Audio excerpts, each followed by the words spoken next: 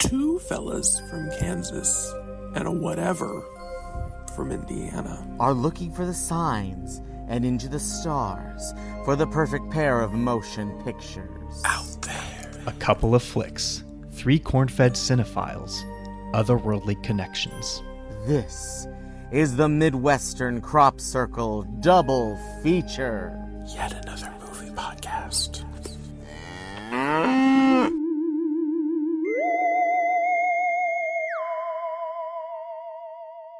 Hello, and welcome to the very first episode of the Midwestern Crop Circle Double Feature, boom, boom, boom, boom, boom, boom, where our pigs leave James Cromwell to go to the city, and Al Pacino goes to S&M Dungeons to see some hams get fisted.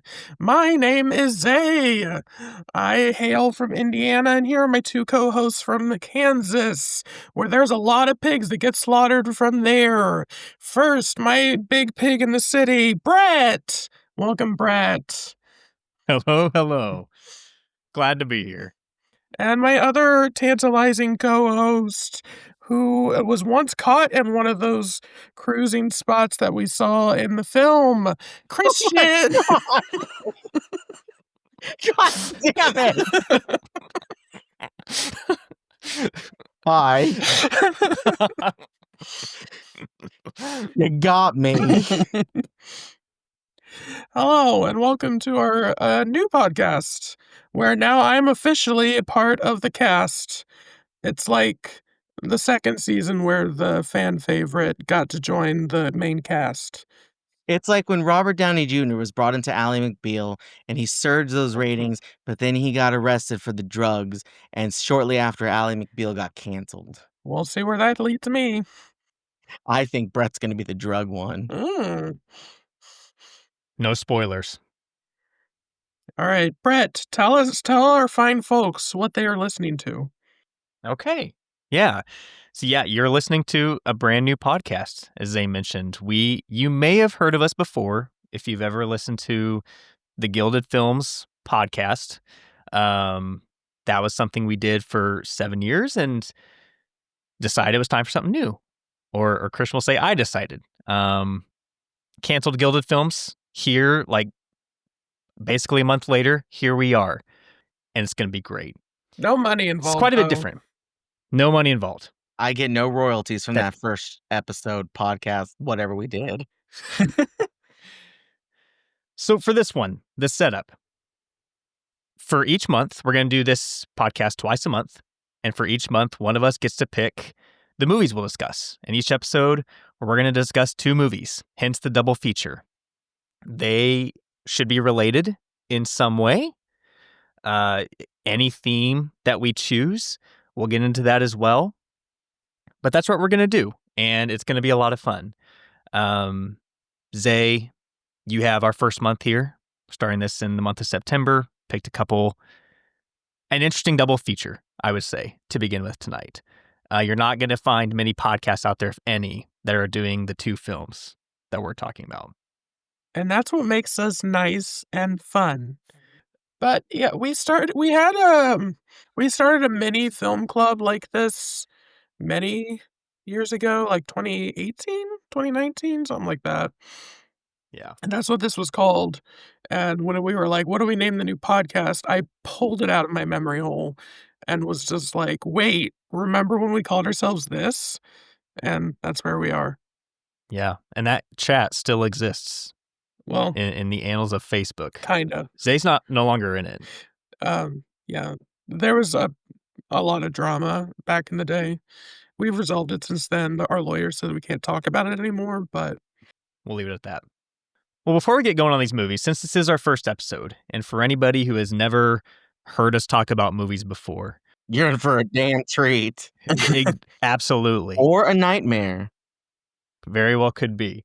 We want to give ourselves a chance to talk a little bit about who we are as cinephiles, the type of movies we like, maybe some of our favorites. So, Christian, I'm going to have you kick us off. Please go over everything, age 1 to age, not going to say. Oh, I was like, are you going to age me or something?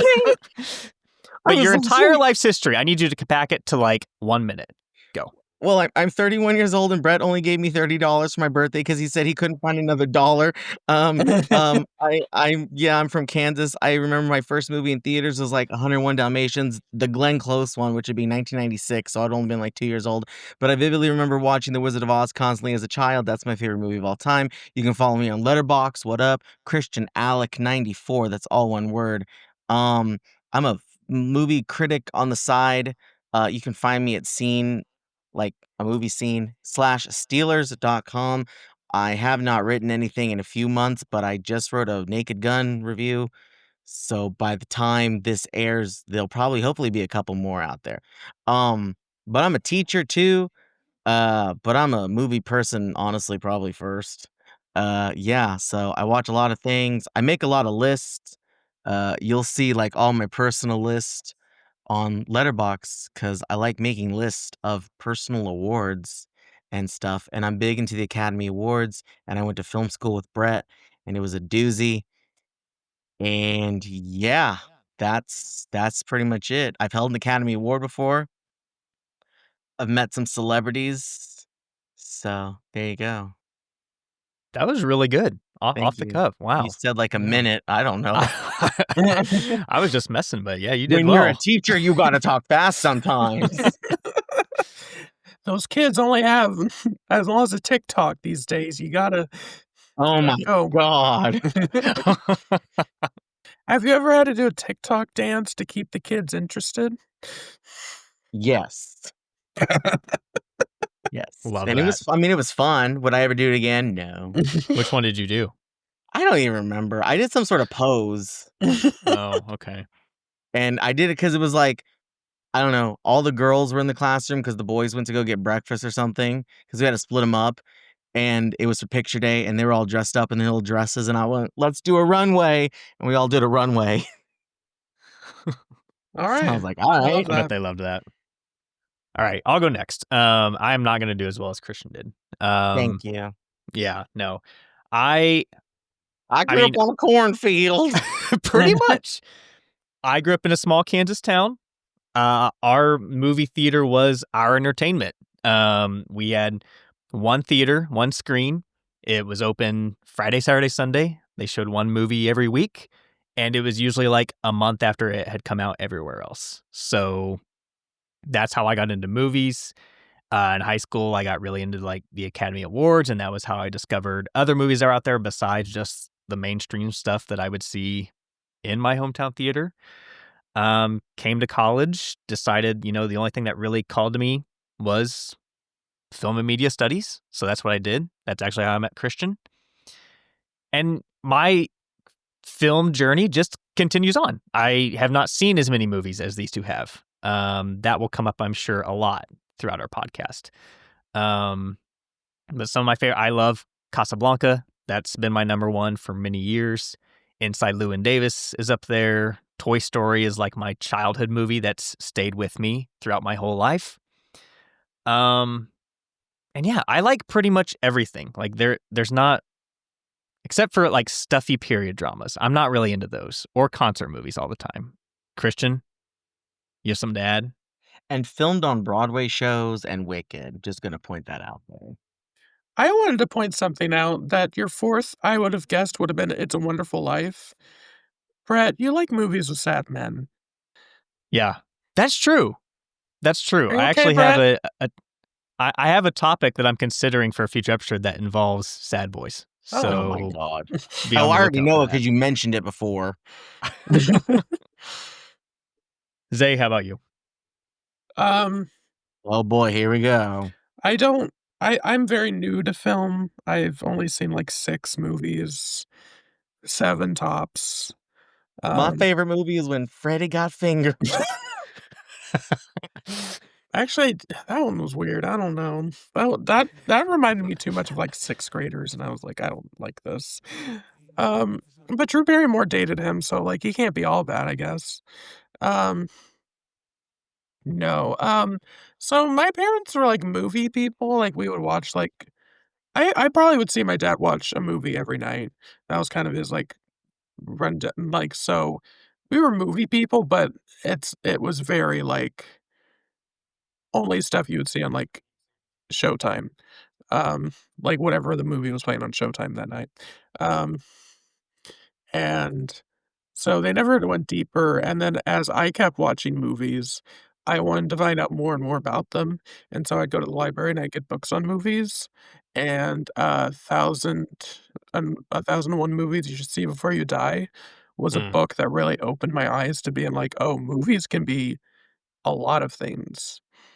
Um, but it was also, like, other things here and there of, like, one of the first horror movies my dad let me watch was The Birds, because, it's not it's a little gory in places, but overall, a child can watch it and not be too freaked out by it, so that kind of made my appreciation for older movies, like, open up in the gate already, as well as, like, we didn't have cable a lot, so we would, like, just have, like, VHSs and DVDs all around the place, and so I'd, like would have, like, classic cartoon compilations that were, like, a dollar DVD. I miss those days, of just, like, public domain cartoons, and that made me have an appreciation for the works then, and it all kinda just accumulated into different things of my interests, going into the art house, et cetera, and just became a mental illness for me. My first movie Like, was Toy Story 2, just mm, to bring it all nice. back. In the theater, I mean. I don't know what my first movie ever was. That would be wild to remember. But yeah, Oh, I remember being in the theater for Toy Story 2. I don't know it was not in my hometown. My hometown did not have a theater. Well, they did, but it closed, and so I didn't have one while I was alive until, like, 2006? 2004, sorry, because that's when Shark Tale came out. The first movie I saw in that theater was Shark Tale. My grandfather fell asleep. Nice. I I didn't think my I didn't first I didn't talk about my childhood. Should I have talked about my childhood? Oh, I don't know. you can if you want to. I mean, my parents always told me we didn't go to Disney World because we just took you to the damn movies all the time. So there's that. Yeah, I don't know. Yeah. Zay brought up the 1001 book. I just remembered, like, I have this book over there on the shelf, but this was one of the books that I read a lot as a kid, which is 501 must-see movies, and it's categorized into different genres. So I would always look through this to find something. So on top of that, the AFI list also. Oh, yeah, Yeah, I have the that book as well. 2007 AFI, like, TV special, that really opened up for me because I was like, "I don't know any of these movies. Why isn't Gremlins on this list?" I was really upset that Gremlins did not make the top 100 movies. That's fair. I think that's fair.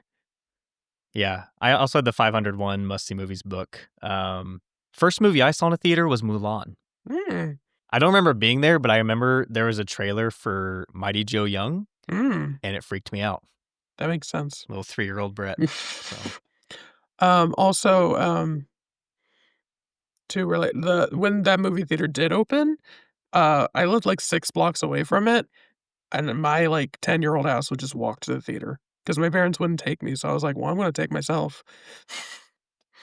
nice. And also from that 1001, it was the first time I saw a David Lynch movie because so many of the movies in the 1001 Movies You Should See Before You Die, they were, like, rated R, and the library wouldn't let me check out movies that were rated R yet. I had to be 17, and so but Eraserhead was not rated, and so when I picked that up, I was like, "Oh, that's in the book, I should watch this," and I truly thought I found evil on a disc.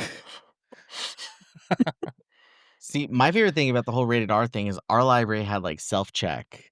Mm, So, Oh, so you can get away with yeah. it. Mm, Yeah, well, that and, like, TCM, and we had a DVR, and TCM one time showed American Beauty, and I recorded it, and I was like, "Yeah, alright, this movie's interesting." that's a totally normal movie that is not it's definitely not aged whatsoever, perfectly perfect movie. yeah. No notes. See, when I checked out movies growing up, we didn't go to the library a whole lot. We went to the local grocery store, Mm. and they had a back section where you could check out DVDs, and yeah, Family Video had a back it's section too, you pervert. Zay, did you not have the rental store and a grocery store like we do? So, yes, but my dad wouldn't return the movies. Oh. So, I never got to go. Shout out to the Dillons because they had the rental store. Because you can see a little kindergartner thing that I made when I was in kindergarten that said, "I want to work at the video rental store at Dillons." And then they closed. Yeah. Bygone era. The second I turned 18, though, I went to Family Video a lot. But then they kind of closed within 2 years. Yeah. I went to the Family Video a lot here as well in college. We had a great selection of, Miss it. like, mom and pop shops, though, but again, my dad wouldn't return the video, so we couldn't go back. All right. Well, Zay, let's actually start. Let us know the 2 movies that you picked for us to discuss tonight. Drum roll, please. Well, just in case you couldn't Okay, read... no drum roll. Oh. We can't afford a drum. Anyway, just in case you couldn't read the title of the episode that you downloaded, or you are just listening to this and you can't get your phone because it fell under the seat in your car and we've held you hostage this entire time, today's episode is George Miller's Babe, Pig in the City from 1998, paired with William Friedkin's Cruising from 1980. This is incredible. This is where the ratings is top. And when neither Brett nor Christian wanted to be the ones to kick off our series with picking movies, and I sat for a moment thinking about what our first could be. I was thinking, what's a movie I really like that's undervalued? It will still be undervalued in this podcast because Christian didn't like it. And Look. And I don't know Brett's We'll get there. I don't know Brett's thoughts yet, but we'll see. Because Brett doesn't log things on Letterboxd the day of. I don't know how you do that. I would forget. I like to maintain the suspense. But it's a movie I really love that it has its cult following these days, but it's still a fun movie to talk about in my opinion. I've done a screening about it. Oh, I guess that's other lore about me is I am also a drag entertainer named Vanity Rex. Follow me on all social media. And I do screenings of movies that are imperfect, but I love them and just talk over them and do a comedy bit about them. This was a very fun one I did for my birthday 2 years ago. I love Babe, Pig in the City. I think it's weirdly like in that weird genre of children's films that if you showed it to a child, they'd be like, "What the fuck are you talking about?" Or Christian. By the way, just as a side note, today, as we record, and you can find the date when this is recorded, is the actual 30th anniversary of the first Babe. So, A movie I did not rewatch for this. I thought about it, but then I didn't have time, so I haven't watched that one since, like, 2016. I have you, I've seen Babe, Pig in the City 4 times since then. Thank you, Letterboxd, for letting me know how mentally ill I am at all times. It's a movie I like, and I love the book that it's based on. I read that back in elementary school. But this one is just weird, and I love it. But anyway, what I was thinking was I was like, "All right, what do I pair this movie with?" And I don't know how I got to No, I know how I got to Cruising. well, tell us all about it. You were in the poll.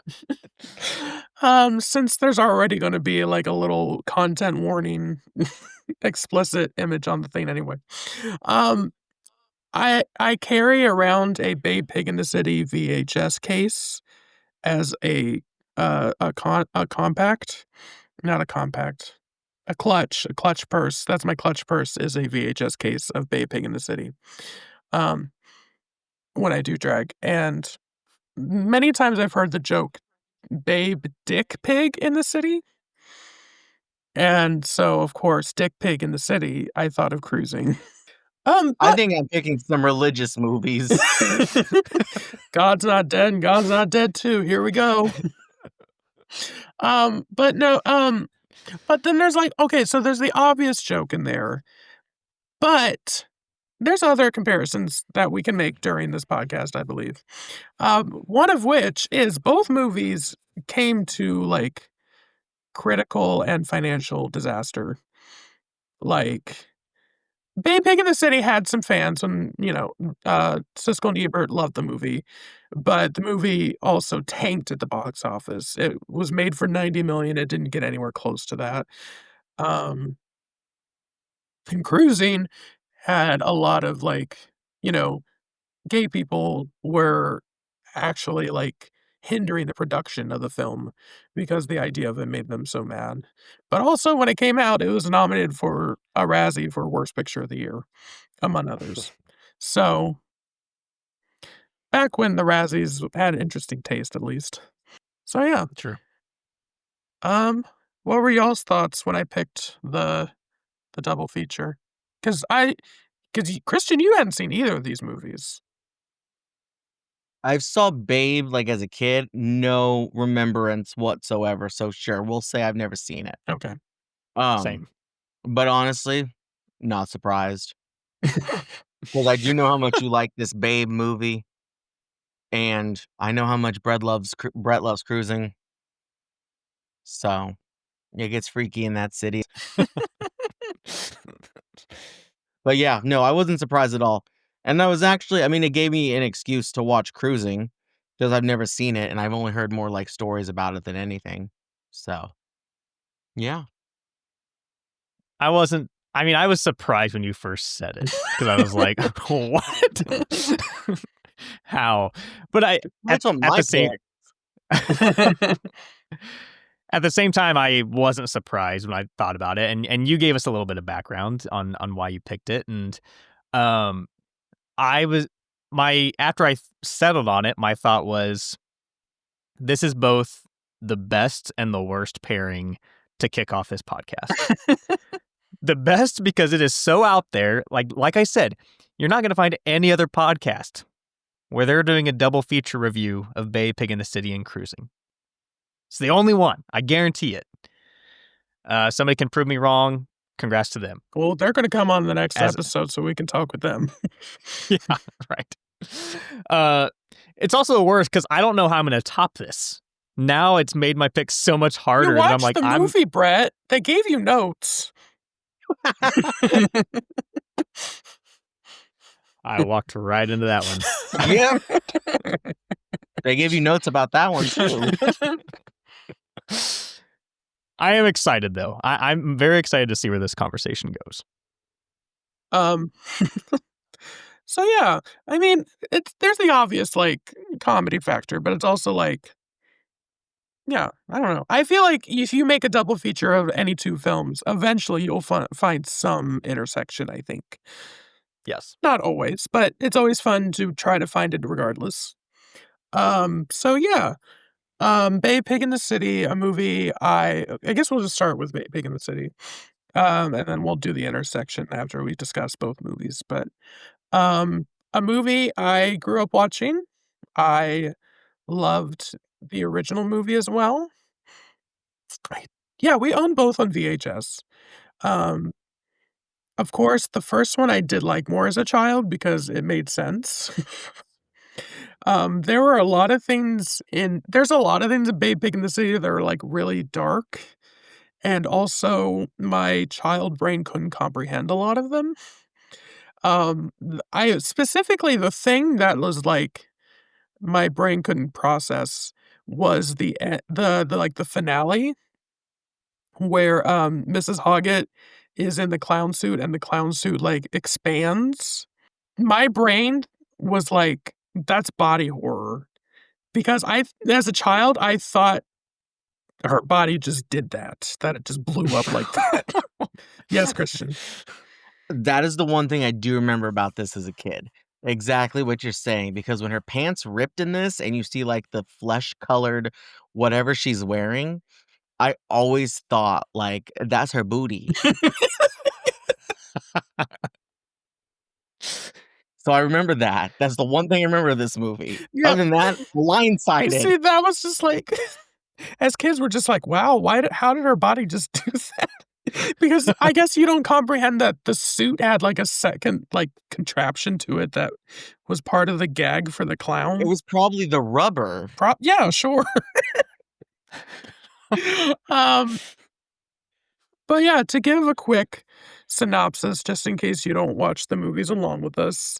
So the first babe, a pig learns to become a sheepdog, and it's also like a metaphor about kindness and like, you know, like caring about animals and a bit very pro like It's okay to be different. that too. I don't a movie that made James Cromwell go vegan. Um, but yeah.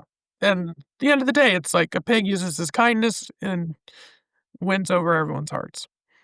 They're talking animals, but they only talk to each other. They don't talk to the humans. The humans have no idea what they're saying. Based on a beloved book by Dick King Smith. Um, and then the movie was so successful, it was directed by uh, Chris Noonan. Chris Noonan. I remember Noonan, couldn't remember the first name. And written by George Miller. However, George Miller was on set for a lot of the movie to the point that Noonan and Miller were constantly fighting. But once Babe became like a sleep like a sleeper hit, um, and got nominated for Oscars even for Best Picture. Um, yes, 10? That's 7. 7 7. nominations. I couldn't see you're cropped out, I couldn't. I know. Um, anyway, 7 nominations, thank you, Christian. They then were like, "George Miller, we're gonna give you a blank check for whatever the fuck you wanna do with the sequel." And Chris Noonan wanted nothing to do with it because he just did not wanna work with George Miller again. And so they do the production down in Sydney so that Universal basically is very hands off, doing whatever. Um, and so the original script to this movie was a lot darker, I read. There's a lot of, like, more depressing things that happen with Mickey Rooney's character, the, silent circus clown who entertains children, including a deathbed scene. Oh. Um, Mickey Rooney was very upset by doing this film, and that just brings me joy. When his character dies in the movie, I had the entire theater cheer. Um, His name in the movie is Fugly Flume, by the way. yeah, Uncle I just wanted Fugly. to throw that out there. Which, of course, hearing that nowadays, I'm like, "Wait." And it's just like a crazy when we meet him, he's got dribble on his face. He doesn't say anything in this, does he? Or did I miss it? So he is like the only time he says something is when he talks to his niece or daughter. Niece, because she calls him Uncle Yeah. Fugly. Niece, and then like the plane goes overhead, so no one hears what he says. I guess that's the joke. I don't know. Anyway, so this takes place like kind of immediately after the first movie. There's like a parade for the pig, um, for becoming the sheepdog champion as a pig. But then immediately the farm is in trouble of like getting like shut down. Of course. And Brett, you've been through that probably. Yep. and then so but Babe gets invited to go to like a bigger state, not a state because they go, well, I don't a bigger competition basically that where they could win lots of money if he wins. You know what would have been more simpler here? I'm gonna interject. Putting on a show. Okay? Getting Mickey and Babe is Judy Oh, and putting on a show. isn't it sad that we got Mickey Rooney up until like the 2010s and Judy Garland had to leave us so soon? Mickey, why couldn't it have been you? Anyway. For real. Damn. Okay, just for that, I'm picking Mickey movies. Oh no. Anyway, so they get the thing in the mail, but then what happens? Mr. Hoggett gets in an accident, where he falls into the well and then he gets his head hit by the platform that was supposed to go into the well because of an antic him and Babe got into. It's very, like, sudden, and I couldn't really find why the character is written out if, like, James Cromwell just didn't wanna do the movie or whatever. He seemed to be involved in the movie, but I don't. It does give Babe, like, extra motivation, though, because it is Babe's fault Sure. that it happens, and so just further motivation to go and do I mean, this I thing. don't have a problem with it because, it basically gives, Mrs. Hoggett, played by, shit, she's wonderful, Magda uh, Magda Mag Subansky. Zubanski. Subansky, Australian. Um, she's a lovely character actress. She's a lesbian, love her. But it gives her a lot of time to shine in this one, I think, because she's in the first one. She gets a lot of, like, ground to do stuff, but I like that she's the star of this one. So that's a good thing in my opinion. But basically she's like, "Oh, I'll just take the pig then." Which, if she was gonna be, like, the trainer, I don't know how that's what was gonna work, but clearly George did not care. He had other plans regardless. Um, so they fly off to the big city. That's gonna be, like, their first, like, stop, like, the plane, what's it called when you get off a plane to get on Layover. Sure. Um, get The stopped there. transferring planes. Sure. I've never been on a plane. Oh, wow. Yeah, no. One day it's gonna happen, that's how I'm gonna die.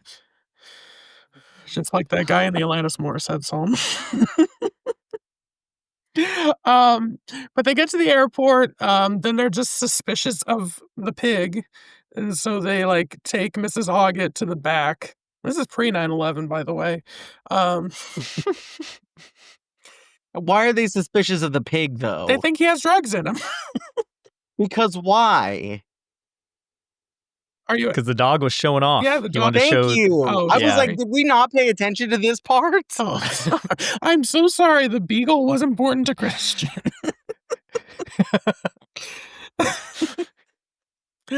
Um, alright, so they go to the city, where once you see the city, it's, like, a combination of, like, every metropolitan area on Earth. You got, like, obviously, like, um, Venice with the water on the water roadways. Shut up. The canals. The canals, whatever. This is vocabulary night. I worked 8 hours today. I get a pass. Um, I didn't work with children, I worked with dogs, which is a little worse. Not always, you can yell at dogs, you can't yell at children.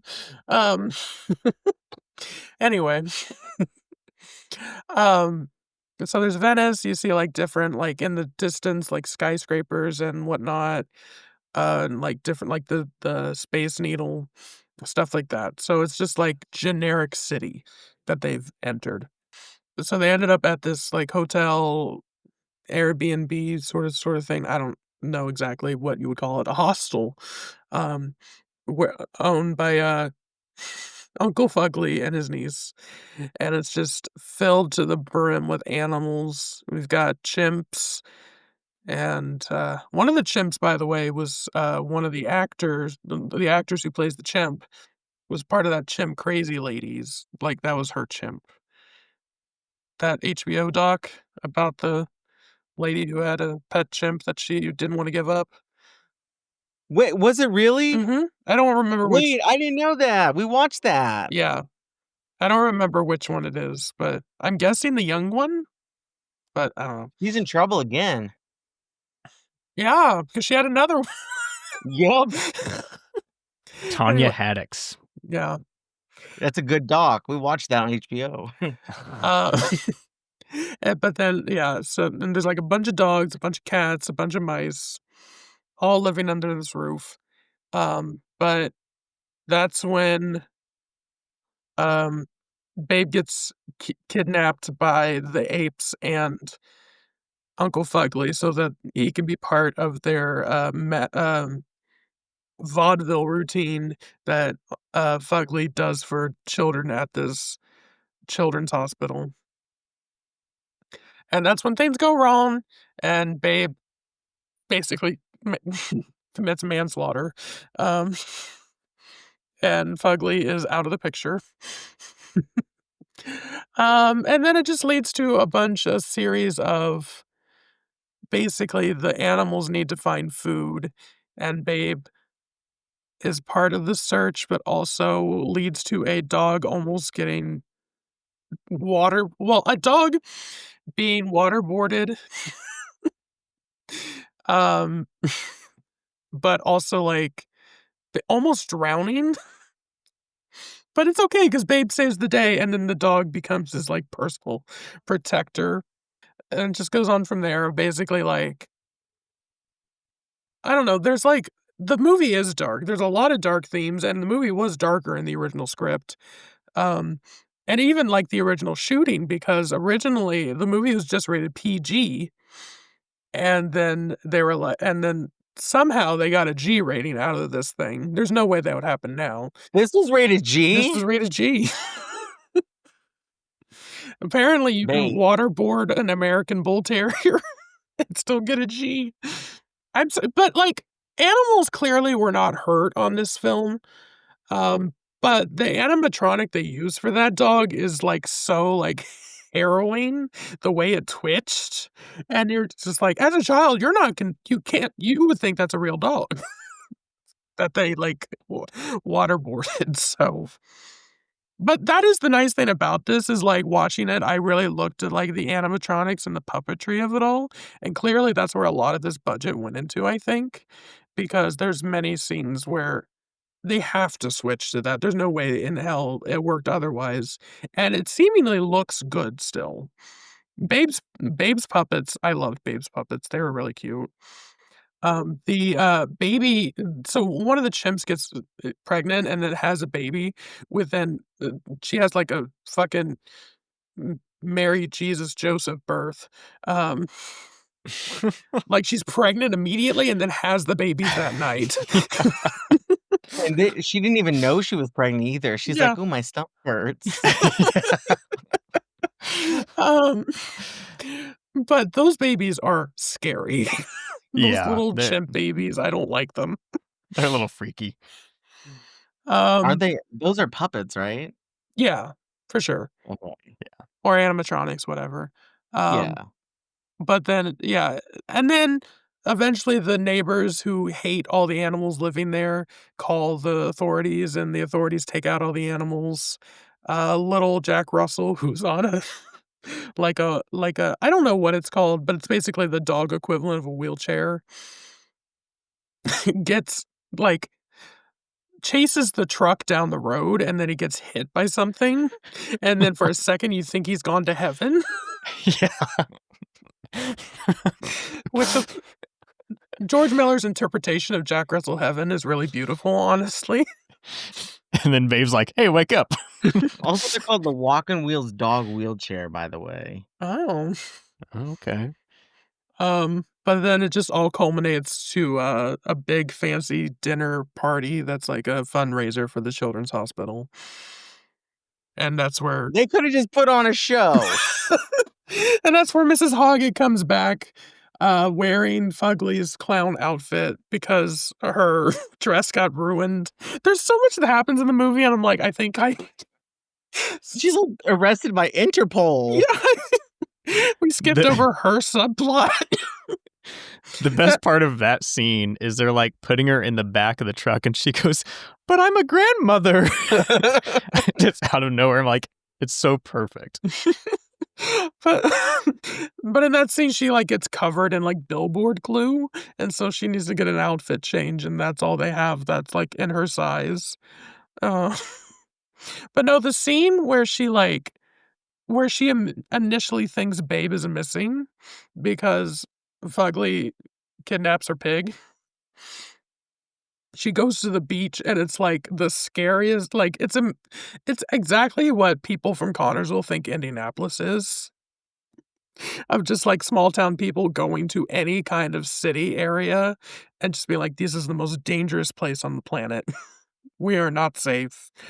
Um, which this scene did make me think of Cruising because they're like leather motorcycle get up and also just the police and authoritarian figures in this movie are always in the way.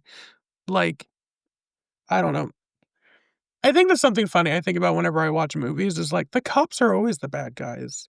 When have we ever been like, "Oh yeah, the cops are here. Good job, guys." So yeah, That scene, yeah. that scene is interesting too because like, yeah, she doesn't fit in. Everybody's looking at her, but yet everybody else is like unique in their own way, Mhm. and yet she still stands out, which is kind of funny. Australian sheep farmer. So this movie hurt me a lot. I was blindsided. I didn't like it because I was blindsided. The first one, he tries to herd sheep and it's beautiful and there's a message to it. And this one is like the grime and grit of the city. To which when I texted Zay this, they said, "That's life." Hey, you didn't give the full So context. I said an drag asper cigarette. takes a long drag That's off a life. cigarette. Lurks back into the shadows. I don't know if we were supposed to say what we thought of it, but I wasn't the biggest fan because that was a total 360 for me. You know what's interesting is because you're right, it is a lot darker. I think a lot of it is the filmmaking, you know, the shadowy city, the construction of the city. Because really, you described the first film a little bit, but here's what the first film is like. Here's the tagline of the first movie: a pig has to herd the sheep, or else he's going to be Christmas dinner. Like that's the plot of the first movie. Babe is like at risk of being eaten by the farmers unless he does this, and he's separated from his mom at birth, and all of his brothers and sisters, they're all probably dead, and like the film is very upfront about that. So like when I recently rewatched the first Babe and watching that one, I was like, this is darker than I remember. It doesn't always seem that way because it's very like warm and it's very sunshiny and it's this very nice farm and it just looks really nice. This one is dark, not just because of its themes, but because, like Christian said, it's grimy and it's like kind of gritty. And I watched this movie as a kid. I don't remember it at all. I don't. I mean, there's a difference obviously between how I feel about a dog and how I feel about a duck. But like in the first movie, there's a duck that, you know, gets killed and everything. And it's like, whoa. But then I'm like left with, okay. But then with this, the whole dog heaven sequence that we're talking about, I was like, wait, did they fucking kill this dog? But it wouldn't have surprised me because of what I had seen before then. Okay, but then, like, I think that's what George Miller is trying to get at in a way. Because if you, like, watch the Happy Feet movies later, he's very interested on the ethics of how humans treat animals. Mhm. And so, like, that being said, the first movie, it's very self-contained. It's definitely, like, what do farm animals get afraid of? They're afraid of being eaten. It's a pretty solid concept that goes back a long time, and the book is very much about that. While this one, I'll admit the themes are a bit more scattered, what with ideas that are just, like, not just what animals are afraid of, but I think he also puts human paranoia in there as well, and that's, like, Mhm. something I brought up in, like, the idea of, like, the city is something scary to people who don't live in the city. So there's that, but there's also, like, it is kind of animal abuse that you have all these animals just living under your roof, and for some reason, you've left these animals abandoned to go take care of your uncle on his deathbed. Um Right, because there's not even like food left for them. Yeah, no, Right. there's no food in this house somehow. And like the best they can do is a jar of jelly beans. Jelly beans, yeah. Thank the pig. But yeah, so it's then when you add the fantasy, it becomes a little more metaphorical rather than A to B. So yeah, so it's like I get where he's coming from, but I'm also like, at the end of the day, I don't know to what end is it the same kind of message about animal cruelty versus.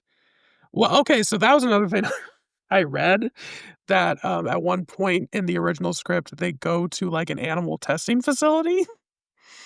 And Oh, George had written yikes. some heavy, like holes drilled into the skulls of animals. Oh my god. And instead we get Happy Feet. Yeah.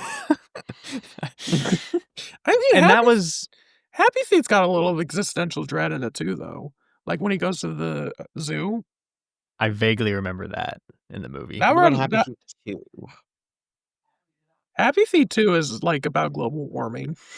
Oh my god. Yeah. George. The man's got a lot of thoughts and feelings. He does.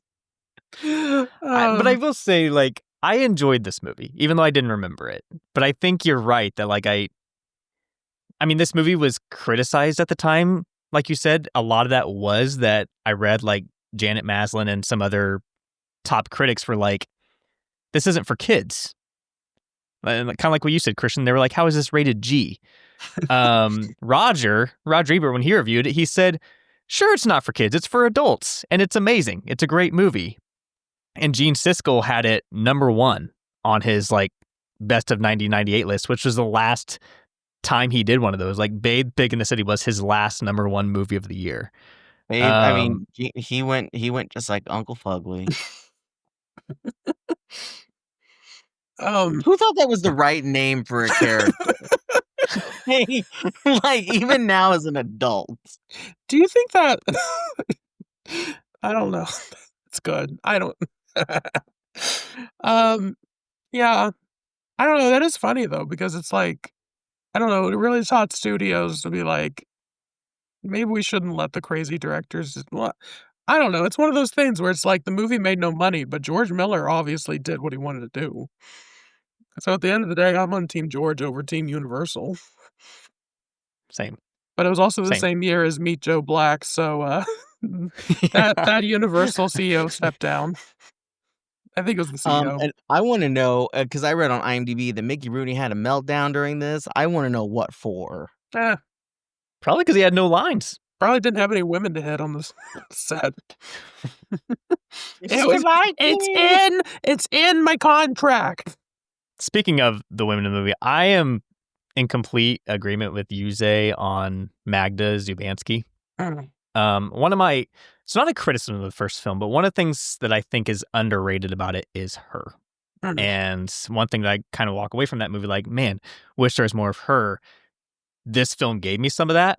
Hold it. And and in fact, I think when this film is not necessarily at its weak, let me put it this way. There is a sequence in the middle of this movie where like Babe is becoming accustomed to this hostel with all these other animals and being chased by the two dogs. She is gone for like a major portion of the middle of the movie. I felt her absence. I really felt her absence. And in a movie that's, you know, it's not necessarily supposed to be about her, but I think she is a really central figure to it. And she's just great. I think it's like a great comedic performance. And she's totally bought into it. She's kind of like, the animals are great, but she's kind of the shining star of the movie for me, honestly. I also liked Mary Stein, who plays the niece character. Did you know she is the Grinch's kindergarten teacher? And Ron Howard's How the Grinch Stole Christmas. I just looked this up because I was like, did she really have much else? And like she was in some movies, but yeah, not a huge career.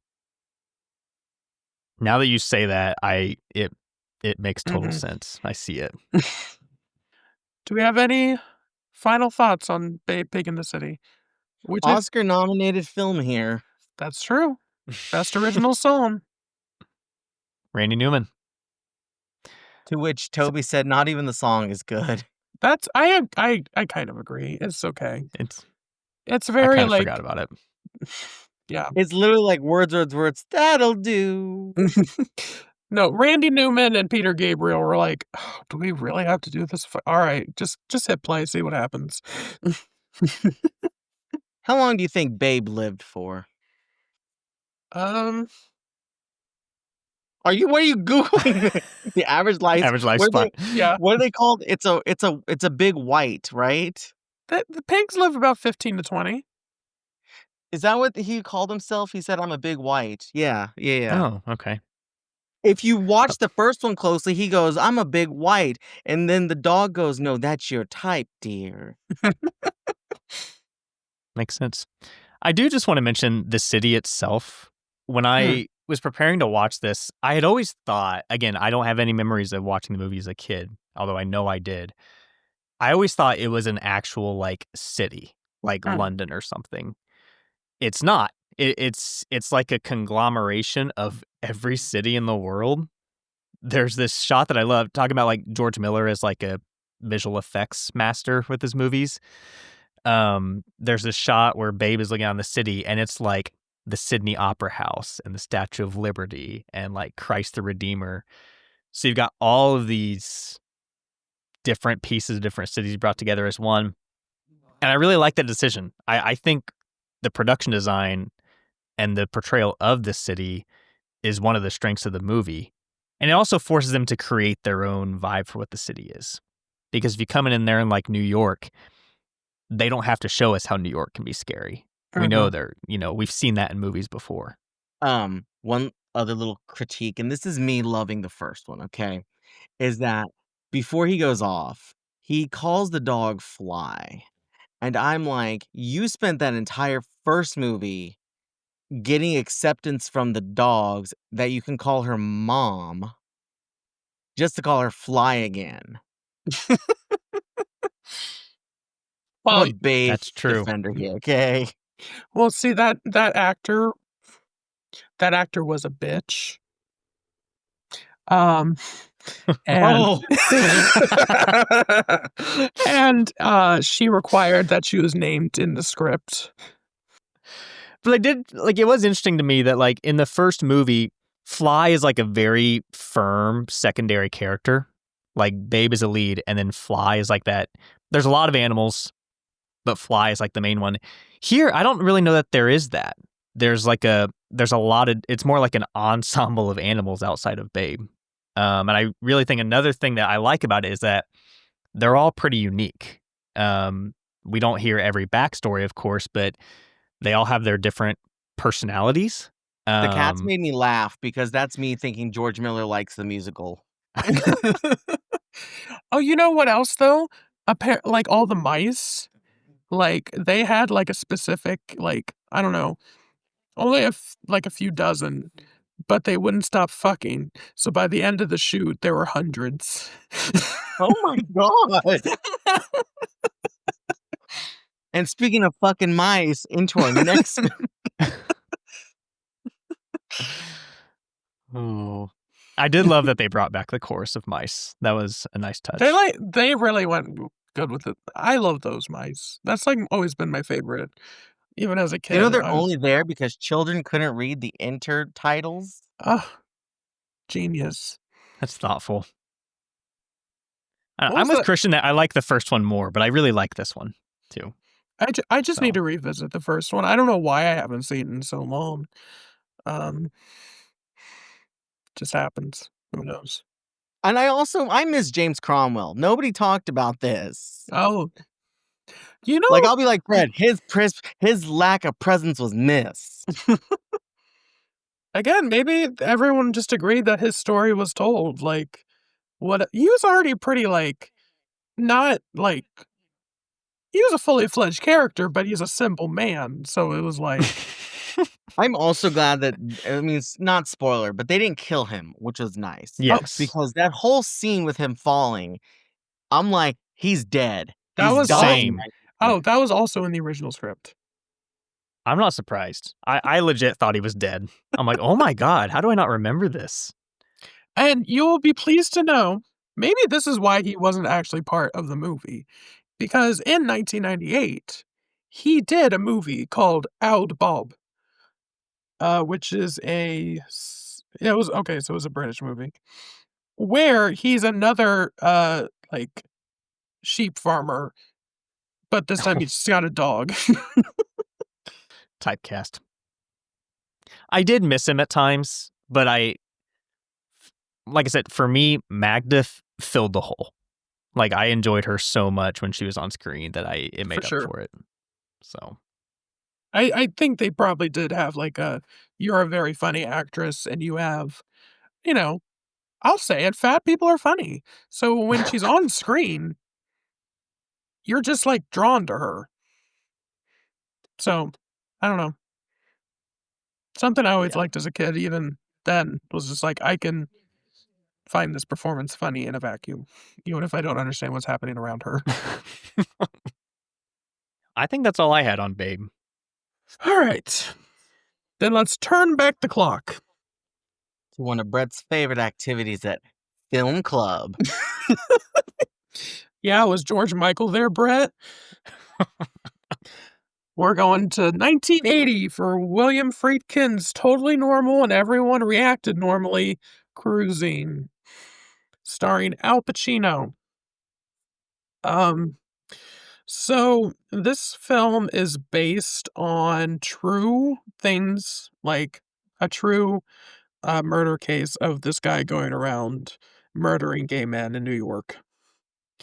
Um, and then written as a book and being optioned around to different people. People, one guy like offered it to Friedkin. Friedkin was like, I don't know. And then I heard it. I didn't see it this time when I was doing research, but I had listened to a podcast in the past where it was like Spielberg was offered cruising, which I'm like, oh, The score would have been beautiful. we would have never stepped foot inside those clubs. He would have just been like, Al Pacino No. would have came out and been like, there's some crazy stuff in there. But the blocking, the score by John Williams. Yeah, that would have been a crazy movie. Does Steven Spielberg know gay people exist? Spielberg Christian coming up expert. empty. Shut up! Only the dinosaurs in Jurassic Park by accident. Anyway, Wait, now I need to find proof. I guess that one lesbian. Color Purple. Oh yeah. Well, even then. Wait. The lesbian who drives the Iron Giant in Ready Player One. She said she was lesbian, right? Okay. But Steven Spielberg donates $100,000 to support gay marriage. There. That was in 2008. All right. Steven Spielberg and Sam Mendes teaming up for a kinky new movie in 2016. Oh. Oh my God. 1917, huh? Okay. Anyway. It's called The Warriors Motel. What is this movie? Keep going. I'm researching. Anyway, so we enter the movie we get to the action immediately. There's a murder takes place that happens during a hookup. And the guy is like all in leather, and it's just very sweaty, very steamy, very stylish. And but we don't know who did it. We know a person did it, but we can obviously see it's a guy with dark hair. That's about it. But he's also going after guys with dark hair. Most of these men in this movie look like a young Al Pacino, and I am not complaining. But yeah, and then we immediately go into like the New York cop scene, and like these two cops harassing trans sex workers who've dealt with these guys before, and they're just like, "Are you really gonna arrest me again? What did it do anything last time?" Blah blah blah. Clearly they're not friendly with the queer community, and historically, the queer community does not have a lot of good history with the police. Um, and then finally, we get to the detective agency, and that's when Al Pacino comes in, and he's like, "Well, all right, we need you to go on to do this case, but you have to go into the murk of it all. Go into the sex clubs, try to figure out what you can find out about, like, the culture, the people, find out who is, like, suspicious, etc., etc."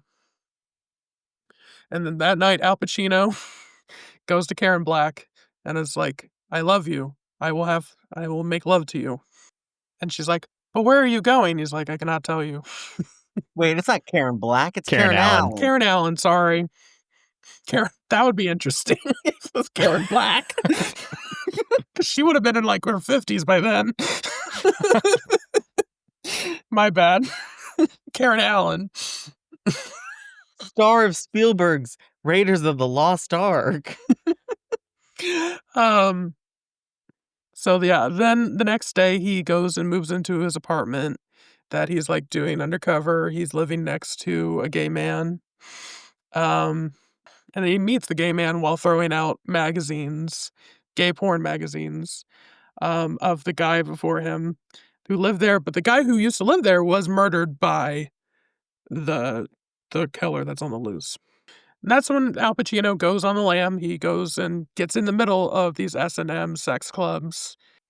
But yeah, so we see more murders happening that Al Pacino still doesn't know. We get to a scene where he finally thinks he found out who the person is, and we get this very distressing, like, interrogation scene. That's also kind of surreal because, okay, first it's, Al Pacino is still undercover, and he's just pretending like he's a guy that the suspect is hooking up with. And then out of nowhere comes this large, muscular man in a jockstrap, just a jockstrap, slaps the shit out of Al Pacino. Macho man. And then I watched like a behind the scenes thing, and all they had an explanation for that was like, that happened. And I'm like, wait, can you tell me what do you mean? I think I watched the same thing. Was it on the DVD? Yeah, it was on the Arrow Blu-ray. Yeah, okay. Which So my we did library watch the had. same thing. Your Yeah. library has the Arrow Blu-ray? Mhm. Yeah. Like the I was- new one? Damn, Yeah. it It was awesome. Looked good Oh, too. I only had the DVD edition. I had to rent this. Well, I will say I did like I had to read some type of reading on that, mhm. and somebody, it was on Reddit, so like take it how you will, but Mm. they were like, it's so, if the suspect ever tries to say, oh, they abused me in there, the story would be so absurd that nobody would take them seriously. All right. I can. IMDb says that was a real cop. Yeah. I believe it. Yeah. One of the cops in the movie was like the actual guy who went undercover, Mm. Randy Jurgensen. Could you all imagine William Friedkin in a jockstrap? What if? Well, it said he did research. What if you? What if he couldn't convince the guy to do it, and so he was like, "Okay, if I direct you while I only wear a jockstrap, will you do it?" Okay, so my other interpretation, because that makes a lot of sense, but in the moment of just like the movie, I feel like the movie kind of escapes reality, and it suddenly becomes like a porn setup. And that's where I was kinda, like, going with it, but I like I that like that more reading. because there's not a lot of moments in the movie where that makes sense, because the movie's pretty realistic, It is. and that's Yeah. why him coming out of nowhere is so jarring. He just walks in the door and you're like, oh. 'Cause even It's very comparable to the scene in The Heat with Melissa McCarthy when she walks in and throws the book. Oh my god. There we go. That There you could've go. There's your comparison. that could have been a double feature, Cruising and The Heat. Anyway, but I mean, the characters also, like, react very, like, "What the fuck? What is that about?" But then, yeah, we see all this abuse, like, the police are doing to this kid without any actual evidence, just for them to be like, "Yeah, the kid didn't do it." Um, which is crazy because then Al Pacino's, like, really, like, breaking down, like, "What the hell are we doing here then?" Yeah. Um, and so, yeah, and that just turns to him being more insistent on, like, doing the job himself, figuring out if he can figure it out. There's one scene, and it comes, like, after that, when he's, like, in the park, Al Pacino is, Mhm, and he lays down so sensually mhm. on a Yeah. towel, Yeah. looking at the guy who looks like him, and I'm thinking, "He digs this, he likes doing this." That's okay, so we can start to get into that, Yeah. of, like Oh, I'm not talking the character, I'm talking Al Pacino.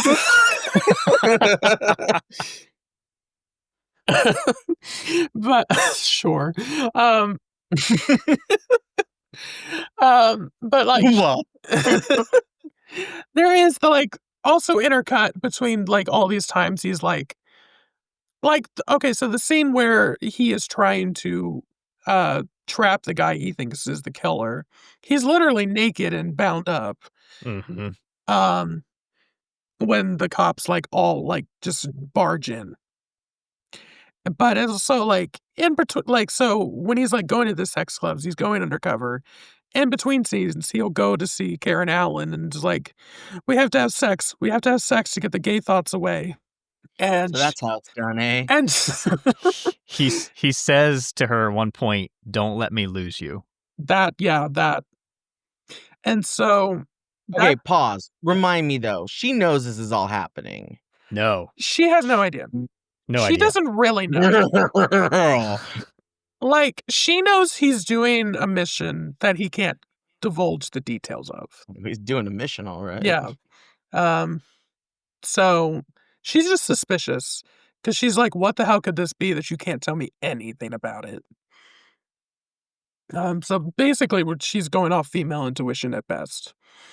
Um, but so that's where I'm like, could Al Pacino's character actually be gay? That he's, like, going through these motions and being like, "I really need to fight this thing. I cannot be part of this culture." And 2, when you think about that, do you start to think, is Al Pacino's character the murderer? That he's so, like yeah. Is it one of those cases like a Norman Bates type situation? So, I mean, it is like the one guy who has the father that the last guy they think is the Mhm. murderer. He has the father who's, like, really in his head and, like, has been dead for 10 years. Mhm. So kind of that character for sure. But, I also there's, like, thought like Al Pacino's character gets so violent in that one Yes. scene with his upstairs neighbor Yes. that you're like, "Is he about to kill him?" But then, like, after we've figured out the murderer, it is the other neighbor who gets murdered. And, like, why would he be targeted other than if Al Pacino could have done it, or if his roommate was possibly because the movie doesn't want you to find out who the killer was, Right. Or if there was just one. or just one, yeah. Or yeah, there could have been multiple. Because there's also I wanna come back to that, but there's a scene in the beginning where, Paul Sorvino, who I think is, like, awesome in this movie, Mhm, he's kind of the captain, and he brings in Pacino for the first time, and he's like, "So we have these 2 guys, they're part of the S&M subculture, um, and they were stabbed. And then we have this other place where we found all these body parts, and I think they're connected." And I've seen this movie twice. Both times I've watched that scene, I've been like, "Why? Why would these be connected?" So there's that, and there's also I mean, that gets into, like, the police, which is a whole other conversation about this movie. mhm, But the Pacino thing about Pacino potentially being the killer, Ted, as far as we know, is not really part of that subculture like all the other victims have been. mhm. Um, So there is that connection to either Pacino or the roommate. And yeah, like when Pacino confronts the roommate at one point, the roommate is kind of an asshole, but Mhm. Pacino is the one who instigates the violence in that scene. And there's even this scene where Pacino is confronting the person who they think is the killer, and he's also the first one to pull the knife when they like pull knives on each other. So I personally, I don't know. I haven't been able to decide if I think he's the killer, but I think there are indicators. I mean, it could also just be like a pattern of violence where now he's like been amongst this and like maybe I could be a killer too, Yeah, just to The over thrill of it all. overcorrect his internalized homophobia. right. I do know, I read today that in the original novel, it is the big twist in the novel is that he is the killer, or at Mm. least one of Oh. the killers, one of the two. So, and Friedkin did not like the novel. He Hmm. was not really interested in adapting this until it started happening in real life, and he was following those real life cases. But I also, Which I'm fairly certain there's a documentary on that you can find on HBO. oh, I would like to watch that. Last Call. It's called Last Last Call. Hmm. But yeah, so in terms about the real life of it all, um, I went into this movie originally back in 2018, knowing about the controversy of this film, why people hated it, why people did not want it to happen. And I honestly, I don't think they're wrong. I don't think the people that were, it's all gray. It's all gray morality at the end of the day. Um, why art is like made and, you know, age and retrospect can only make art better or worse depending on your modern lens. But, they had a right to be mad that suddenly they were being like their friends being murdered. Their community is being used for a Hollywood movie when gay people couldn't be seen together being happy in the movies. I can't read what you're Thank you. In 2017, Oh my I god. actually told you about this movie, and it says, "I didn't talk to you in 3 days. Controversial queer film, Cruising." You said, "LMAO, what about it?" I said, "Yeah, it's very controversial. Haven't seen it, but yeah, for your list." And then you said, "Wonder Woman reviews are so good." Damn. What a time. One day I'm gonna be, like, arrested for something, and Christian's gonna be brought in as a character witness to have every text we've ever had for the past 10 years. Uh, Give me a topic, I bet I can find it. uh, anyway, Al yes. Pacino, here I go. Um, so, yeah, I went into that movie with that very much in the forefront of my brain while watching it, and so I had a very adverse reaction to it. Um I gave it, like, 2 stars. I was, like, really mean to it. Um, but then when thinking about movies for this podcast and Cruising came up, I remembered I didn't like Cruising. But I also remembered I've seen so many reviews of other people loving Cruising since then to want me to at least revisit it with a new mind. And so that's where I came back to this and, like, really enjoy what I watched. While also still agreeing with the people that were, like, protesting this movie and purposely trying to, mess up the production. Release? Really Oh. well, more of the production because the people would be, like, yelling in the streets, and they would find out which apartment they were, like, filming in, and then just play loud music in the apartment next door. Like, the ADR work on this was insane, and honestly, it still works really well. Like, Yeah. you wouldn't know. They would Um also do like reflectors or something to try to like Oh, yeah. mess up the shots and stuff. Then Very there was, like, creative. one story, like, they were filming in the diner, and the diner didn't have a back exit, so everyone, like, were just, like, gathered at the front entrance, and the security guard for Al Pacino literally had to call, like, 12 of his, like, coworkers to help wedge him out, And then Yeah. Al Pacino did Jack and Jill. The rest is history. which is a movie we watched in our original, like, Yeah. Midwestern. It all connects. Al Pacino's really interesting in the movie. It's hard for me to imagine many stars of his caliber at that time doing something like this. So in that case, it's kind of like I don't know, it's kind of like an irreplaceable performance in that way. But I do really like the way he plays it. It's one of his quieter performances for the most part. It's But like gritty. it's gritty. Like when he's walking into those clubs and just observing everything happening around him, you do kind of at least I think, and maybe it's because I've seen it before, but I do kind of immediately get the sense of like this is a guy who is curious Mm. and maybe judgmental at first, but like that's not the main read that I'm getting from his experience here. And there's a lot of Is that what indicators it was later like too. is that what it was like at film club? We don't talk about What did film you club. even talk about in film club? A lot of the same stuff we're talking about right now, honestly. Oh, okay. Let's talk about the city. Yes, Christian? Oh, was that me? Okay. You I mean, brought up the topic.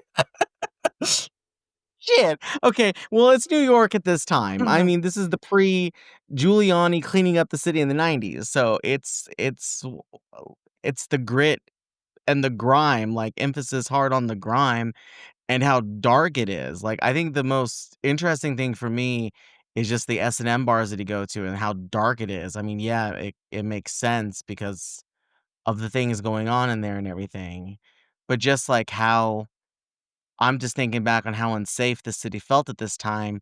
I mean, the queer community with the killings, I think I paused when I was trying to tell you guys the HBO documentary, and it was called Last Call. So anybody out there seen it? I haven't. I saw like the first episode and then I just stopped. But there's also a book about it too.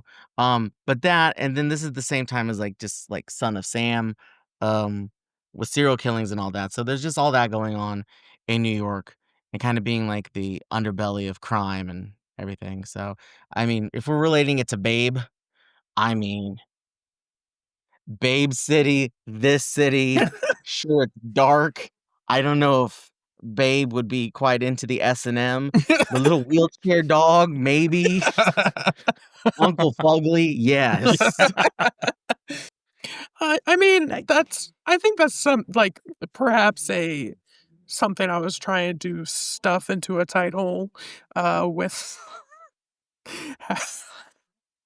having these two films as a double feature. It's a family show. I mean, I think I make it work out at the end of the day of like two auteurs who went out of their way to make a very non-commercial film and then have it kind of blow up in their face. To later have people reevaluate it. Well, that's a good enough. I mean, William Friedkin had The Exorcist too, which, like, that was just condemned by a shit ton of people, but Sure. still revered amongst Yeah. everybody now and even then too. I do think the city angle is apt though. Like Sure. I and a lot of movies were at this time, especially the 70s, were set in New York and were about the griminess in New York. But obviously this one, and this was part of the controversy around it, is that it's revealing yet another layer of that with this subculture. And yeah, it's a very like blue film, especially the Mm. night scenes. There's a lot of blue with the lighting and it works really well. But But that's like another thing too of the city is like, and it's kind of going back to Babe, how big his city is. Like the city of New York, obviously, like largest city here in this country. Yeah. But you don't that killer could be quite literally anybody, Mhm. anywhere, anytime. Having been to New York City, in the past few months, it is actually not that hard to get around that city. Okay, you would think from point A to point B is impossible. It is not. So interesting. But And at the the scenes are scary too. Yeah, for sure. Sorry, go ahead, Zay. Well, I was going to say, at the same time, though, like, this is also, like, pre-internet, pre-phone. You don't have those things to help you navigate back then. Yeah. Which I think is the only thing that I have trouble comparing the two is cruising doesn't have an element of, oh, this person's from a small town. They came to the city to see blah, blah, blah. True. But at the same time, I think it is something the movies were interested in a city paranoia that this movie wasn't necessarily made for people in New York to watch because clearly they were not into this movie being made in the first place. But people in small towns go to their theater, check out this movie, and they're like, "This is why we can't move to the city. This is like it's so scary. You can't do that." So I can see it from like an audience perspective where they are the babe going into the city. Um, Imagine yourself as a small pig. You are seeing Just The Exorcist director latest film. Al Pacino is in a jockstrap. You have entered the Twilight Zone. and to make matters more interesting, Mm, this was released the day after Valentine's Day. that is crazy. That's yeah. Yeah. That honey. I also read today that the biggest the largest theater chain in the nation did not show this movie. Not because of the protest, but because they saw it and they're like, this should have been rated X. Which would have been what? It was General Cinema Corporation. Oh, what? I found that in an old article from 1980 today when I was Mhm. researching this. But That makes sense. That yeah, because there's definitely like, you wouldn't show this in a mall movie theater. yeah, Well, then, this gets hammered too pretty early afterwards with like There's a the lot of AIDS hammering. crisis. Oh my gosh. With like the AIDS crisis that then comes about that then makes, this movie be like, whoa, shit, this whole underground scene is like, Mhm. yeah. It is interesting though because and Friedkin said that this got an X rating originally, and he's always claimed that he cut 40 minutes from the movie, and it was all basically sex and like, so Look, we do great research here at the Midwestern Gilded Films Crop Circle Double, whatever this is called. I don't see the check. That I'm looking at the Wikipedia page. I need to know about this point here. Quentin Tarantino says that when he was doing a play on Broadway in 1995, he held a screening for gay members of the theater community, aka everybody, and it blew their minds. Like, I'll take didn't happen for 1,000 Alex. the gay theater community, that would have been every single person. Do you guys happen to know about this movie that James Franco did in 2013? I read about it. I knew about it because, I don't know, at a time, I was kind of Obsessed with James Franco. No, I've never been obsessed with James Franco. He was an interesting figure to me at one point, just because I was like, James Franco, why are you doing all these gay movies? Is it because they won't let you into other indie markets, but the gay people are like, all right. Anyway, he did a movie called Interior Leather Bar. I don't think I've seen this. I don't think so. Which he tries to play a filmmaker who it's like working on a film that reimagines and attempts to recreate the 40 minutes of deleted and lost footage from cruising, the sex scenes that Brett just mentioned. And I can't imagine it being good. I've never heard It's anyone on talk. Tubi. Of course it's on Tubi. Toby. So, yeah, While we're on the there's that. topic of sex James scenes, Franco. Oh, not James Franco, sex scenes and Did You Knows, are y'all familiar with Friedkin like cutting in shots of penetration during the murder scenes? Oh, that makes sense. It is beyond blink and you miss it. But like, are you telling us that you saw things?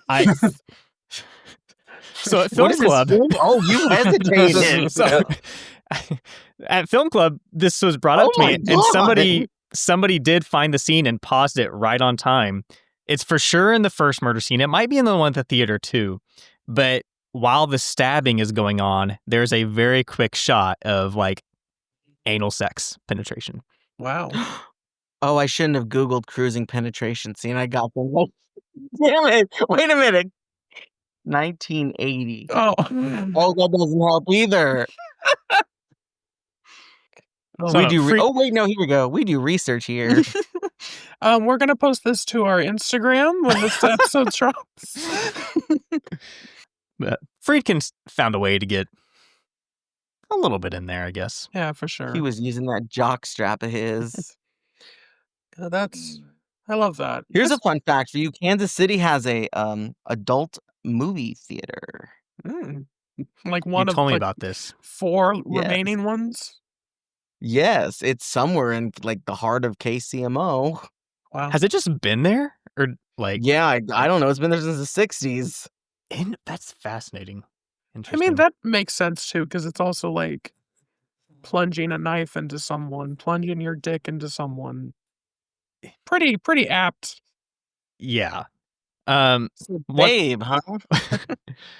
One of the things we've touched on it briefly, but the police in the movie. Sure. Friedkin, this is obviously an interest area for Friedkin, the French Connection, To Live and Die in LA, probably others that I'm not even aware of. But not a great portrait of the police. Oh, there's, as you mentioned, it begins with the scenes of the police assaulting sex workers, and even Paul Sorvino, who I said is great in the movie, is just an awful character.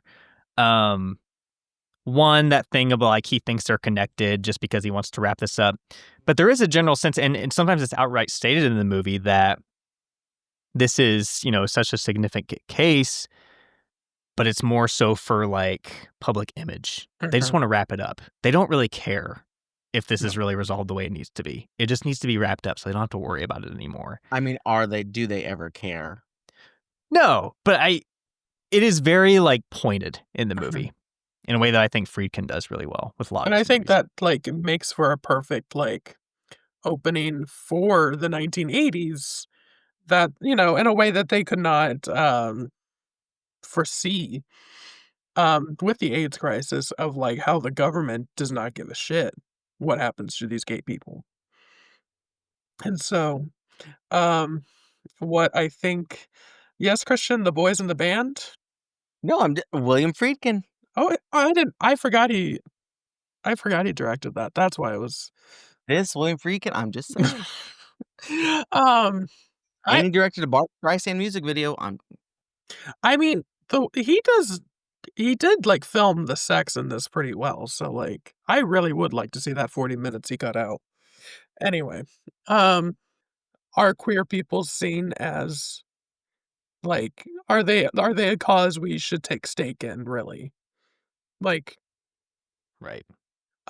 Like for public image, sure, because they bring up like the Democrat and mayor or whatever. But at the end of the day, they're just like, no, we don't give a shit. As long as we can keep our name out of it, like, who cares? But then, like, that's how it is. It's public image. Like, do the general public care about gay people? No, not enough. Ronald Reagan doesn't have to talk about AIDS. And that's like such a interesting thing that nobody could have like expected that would lead to in the conversation. But also, clearly, like, up to that point, no queer person has ever had a good relationship with the police. That's literally how the Stonewall riots happened. That's how the cafeteria riot, the one on the West Coast, all police, like, the police were, like, out to take care of queer people. And yeah. And then, You think Ronald and Nancy watched this? I'm sure Rock invited Nancy over and she watched it with him. As Nancy goes, I've done that.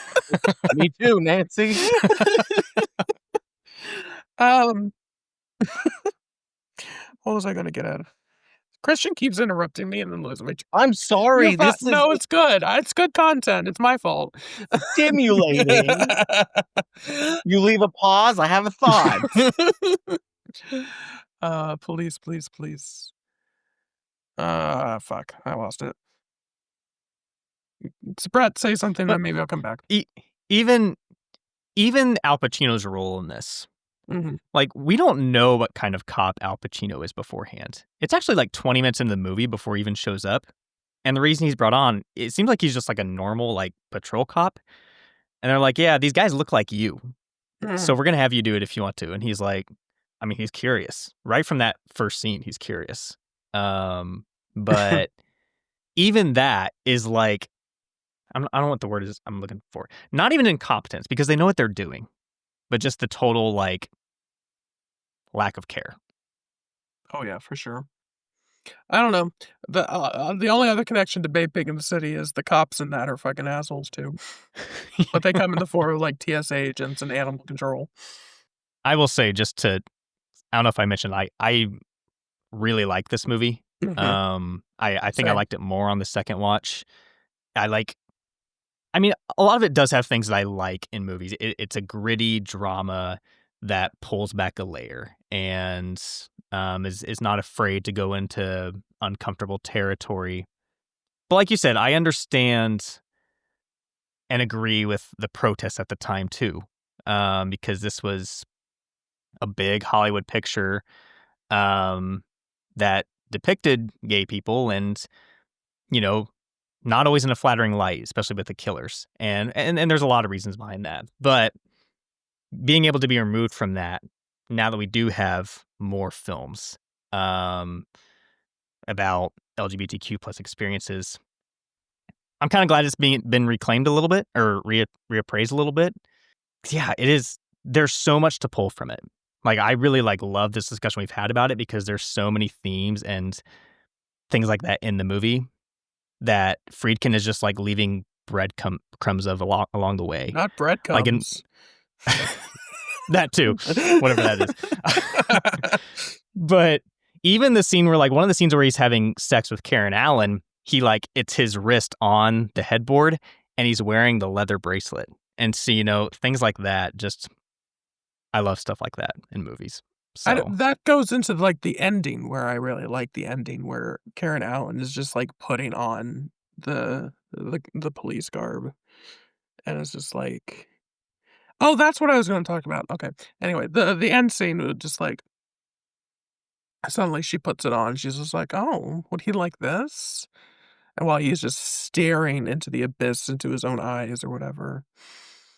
It's very interesting. That's a good ending. But yeah. what I was going to talk about is like in the sex club. One of the scenes is where like they have like police night where they're dressed up like cops, and I'm just like, I kind of like I get the like the S&M, like why people would do it, but it's also like the movie really does ask like, isn't that kind of fucked up that you would dress up like your oppressors in order to like fuck each other like that? And yeah, it also like made me think of like Kenneth Anger and like him using Nazi uh paraphernalia to like compare that to like weird gay obsessions and like how a lot of like white gay man things kind of always tie back to like weird Nazi like purism of so Yeah. It's also very interesting that the one person in that scene who, like, gets kicked out is the cop. yeah, because he's They come up to acting Al like a Pacino. cop. Yeah. What did y'all think of the Al Pacino dancing scene? He was enjoying it. Yeah, I was like, they didn't give him any cues. They were just like, can you dance? He's like, I can move when the music plays. And they're like, good enough, go. Play the music. He definitely goes for it. That's for sure. I had a couple of things, just like real quick. Random people in this movie. Powers Booth as the person who explains the hanky code to Al Pacino. That is fascinating. And also young Ed O'Neill randomly shows up Oh, yeah. as one of the cops. Wait, Christian, you told me about who's the guy? The dad from Boy Meets World? Oh, Yeah, him too. Yeah, William Russ. As Paul Gaines. Paul. Yeah. Brett, did you know about the hanky code, or did film club teach you? I knew about it beforehand, actually. Oh. Whoa! Brett's an OG Kingster. And also, Gene and Roger, they really liked Babe Pig in the City. They really did not like Cruising, That's true. as most critics. They both gave it a no, That doesn't which was, I surprise guess, me at their all. version of the thumbs at the time. Roger was really perturbed that they were not upfront about what Pacino was feeling at the end, and I strongly disagree with that take. Like, I agree with you, Zay. I think the ending is kind of perfect. All right. I think that's all I had. How do you wrap this up? With a condom, because safe sex is best sex. Anyway, would we consider any other films if we were going to do like a film festival? This was tough. This question wasn't asked of me beforehand. I didn't have time to prepare. Hold on. Dress to Kill. I kind of think of the Third Man. So funny enough, I don't know. I don't know how to connect to Babe Pig in the City very well, but when it comes to Cruising, I really thought of The Departed. One, because I think Boston... You meant The Descent. No. Boston obviously plays a big role in that movie, but also Leo's experience in that movie reminded me a lot of Pacino's. Not obviously he doesn't go to S&M clubs and whatnot, but as far as like being undercover and the anxiety and paranoia from that, that's kind of relatable or related. But the 1999 television adaptation of Annie. Specifically when she sings, "To think that I've lived here all of my life and never seen these things." We're Back, a dinosaur sale? Oh my God, yes. Dark children's movie that takes place in New York. That's also another one I watched as a kid and I don't remember at all. I rewatched it like probably about 10 years ago. It works out fine. Stuart Little. Because he's like kidnapped. I don't know. I'm just thinking of Stuart Little at the S&M club. I'm just Googling shit at this point. That movie Strays, okay? Because, like, animals, there's some fucking scenes in it. Like, sure. That is probably the closest marriage between the two. Thank you. I mean, Homeward Bound 2, Lost in San Francisco. There you go. I rewatched that movie. There's a lot of adult jokes in that. Oh, Toby wanted to say Home Alone 2. Oh, yeah. That makes sense. That makes a lot of sense. To what, Cruising or Babe? Both. All right, well, Zay, since this is your month, you also picked our next theme. I guess just say, are we through with our conversation on Babe, Pig in the City, and Cruising, or any final thoughts on that? Both are good movies. Neither of them are on streaming, so good luck. Go to your local library, or unless you live in the same town as Christian, then you have to rent Cruising. I will. Okay. All right. Hold up. In my defense, I bet you the Kansas City, Missouri library has it. Do I have access to them? No. Well, Zay, this is your month, so you not only have this episode, but you have picked our movies for next episode as well. Mm-hmm. Can you please go ahead and reveal what we will be discussing in that episode? Because you listeners could probably watch along with us. That's There true. you go. Coming up, Christian, Brett, are you ready for this? I'm ready. Drum roll, please. Drum roll. We will have the 1988 horror film Brain Damage from Frank Henenlotter with 2021's Venom, Let There Be Carnage. The Andy Serkis joint that he put so much of his heart and soul into. Andy Serkis directed that? Andy Serkis directed it, yeah. Oh, shit. I forgot. Why? Why not to watch Venom? A movie Christian gave 3.5 stars to. Hush. Oh, I haven't seen either of those movies.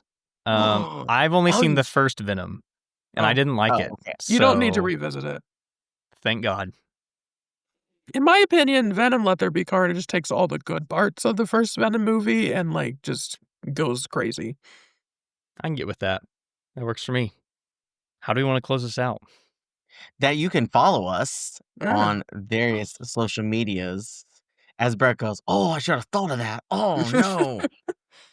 Well, first of all, dropping the Blue Sky account out there. Which so got a pen and pencil or paper because this is going to be a lot here. It is at MW crop circle DBLFT and then Blue Sky. I don't know. All right.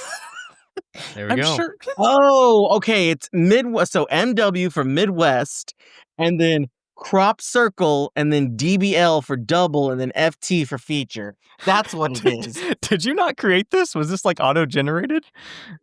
I'm quiet, you. You can also follow me on all my social media. Just look for Vanity Rex on Letterboxd, Instagram, LinkedIn. No, I'm not on LinkedIn. You can find me again on Letterboxd. That is Christian Alec 94. Oh, actually, on Instagram, it's Vanity Sucks, SUXX, because this bitch took Vanity Rex years ago and she's never posted anything to it, and it belongs to me. Anyway, Brett, go ahead. You can find me on Letterboxd at, I'm pretty sure it's just BDOZ. And I'm also it's on BDOZE. There you go. If you want to follow me on Twitter, I'm at BDOZ2017 on there. And if you like this podcast, be sure to give us a rating, maybe even a review, wherever you listen. All right. Bye. Thanks, everyone. See you at the next Bye. one. Bye. See you at the movies. Bye.